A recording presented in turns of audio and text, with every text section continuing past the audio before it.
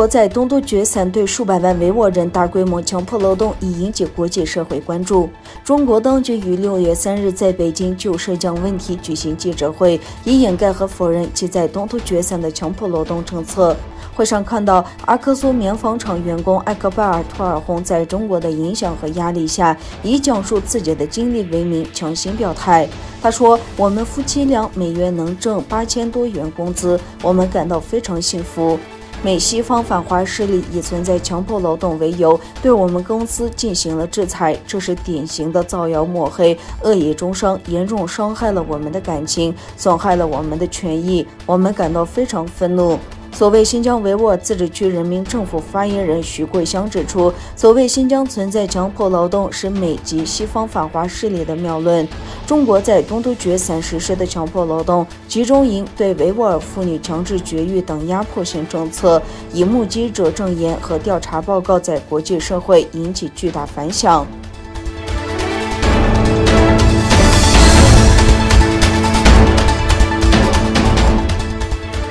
德国媒体报道，7大工业国下周将在峰会上提出全球性的基础建设倡议，反制中国的一带一路。由美国、加拿大、日本、英国、法国、德国、意大利组成的7大工业国集团11至13日将在英国召开领袖峰会。美国总统拜登、日本首相菅义伟、德国总理默克尔等各国领导人届时都将出席。德国商报报道 ，G7 在一份文件中指出，亚洲、非洲、南美洲缺乏与全球接轨的铁路和港口，低碳科技和网络建设也不足，世界银行等国际金融机构动作太慢，发展中国家需要能马上行动的伙伴。但过去经验显示，有不透明的贷款条件、安全准备不足、增加国债和违反接受贷款国家人民利益的问题。文件没有点名中国，不过此处指的无疑是中国。报道称 ，G7 希望在峰会上提出全球性的基础设施建设倡议，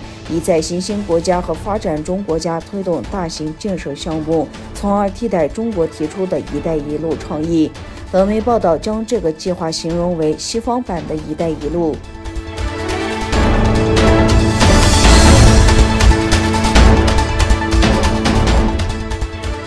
周五是6四事件32周年纪念日，美国驻港欧总领事馆和欧洲联盟驻港欧办事处均在所在建筑窗边点亮了悼念蜡烛，他们还将烛光悼念图片上传到了脸书和推特。中国外交部驻港公署星期六称，美国和欧盟驻港领事机构在窗边点亮6四32周年纪念烛光，是在上演拙劣的政治戏码。1989年6月3日晚上到4日早上，在世界媒体的镜头前，中国共产党出动中国人民解放军进入首都北京，镇压反腐败、要民主的和平示威者，导致大约数百人至数千人死亡。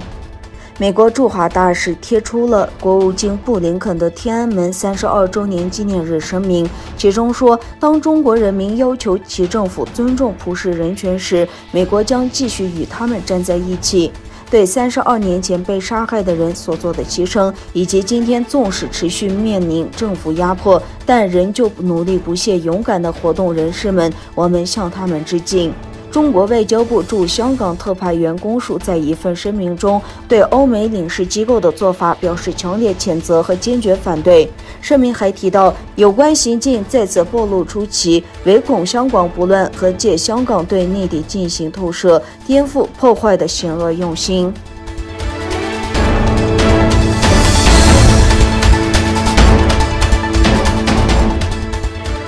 中日之间围绕东海有争议岛屿的紧张局势再次升级，两国船只正在该地区巡逻。日本宣布，中国船只已在东海争议岛屿附近航行112天。声明中强调，这些船只受到密切关注。根据日方的说法，中国船只4月进入日本领海4天，5月5天，我们将采取一切可能的监控和情报措施。日本防卫大臣岸信夫说，并强调这是不可接受的。